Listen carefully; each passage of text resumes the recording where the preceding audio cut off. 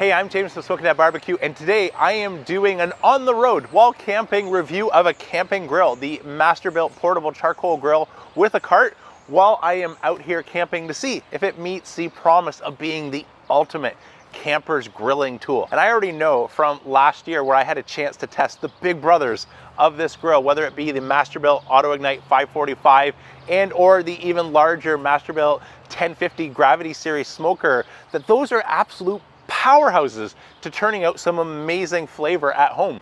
But what about on the road? I'm a huge fan of my Joe Jr. or my Acorn Jr., but both of those models are too tall to fit underneath something like the tonneau cover on most pickup trucks, and or definitely do not fit in the small storage lockers that I have on my camper. And so when Masterbuilt came out with the portable charcoal grill that's based off of the same tech that I love in its bigger brothers, you absolutely know that they had my attention. And so what better place to test a grill for campers than while camping? So let's get this out of the box and see if this can live up to the very high potential that I already know the Auto Ignite 545 and the 1050 have, and I can get all those benefits while on the road.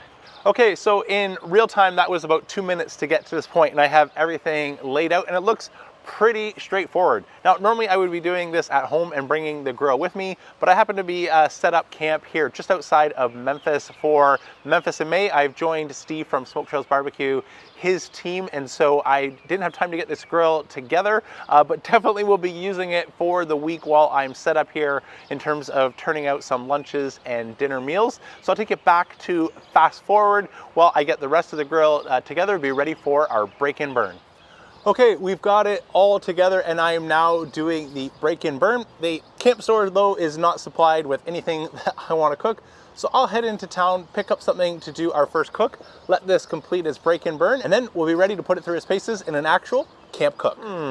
Can you spot the continuity issue? Well, it's actually the next day. Memphis in May went really late last night. We didn't get back to camp until well after midnight, but an amazing day. Met Harry Sue, saw Tuffy Stone, Myron Mixon, Mo Casson, the whole crew. They're all there, and I'm about to head back, but not before we put the portable Masterbuilt charcoal grill through its paces. So I went to the store this morning, picked up an assortment of chicken wings, sausages, as well as a steak to see if we can fit all of that on this little camp grill, see how it does. Let's grab some seasoning, refire it up, and see how it does.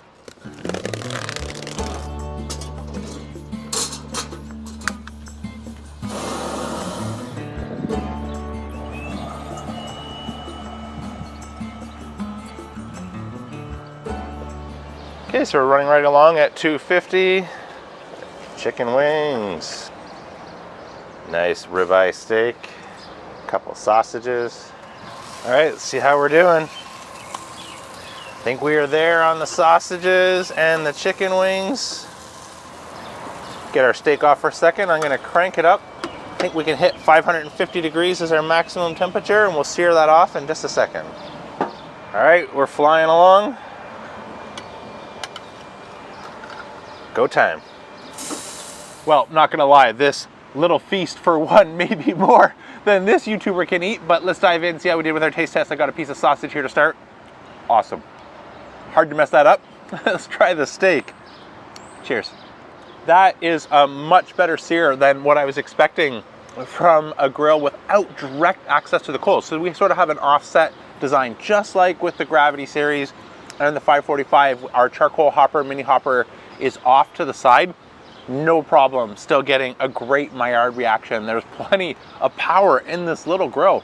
So I have to say, color me impressed. It won't fit. I measured in my storage locker on my RV, so we don't solve that problem.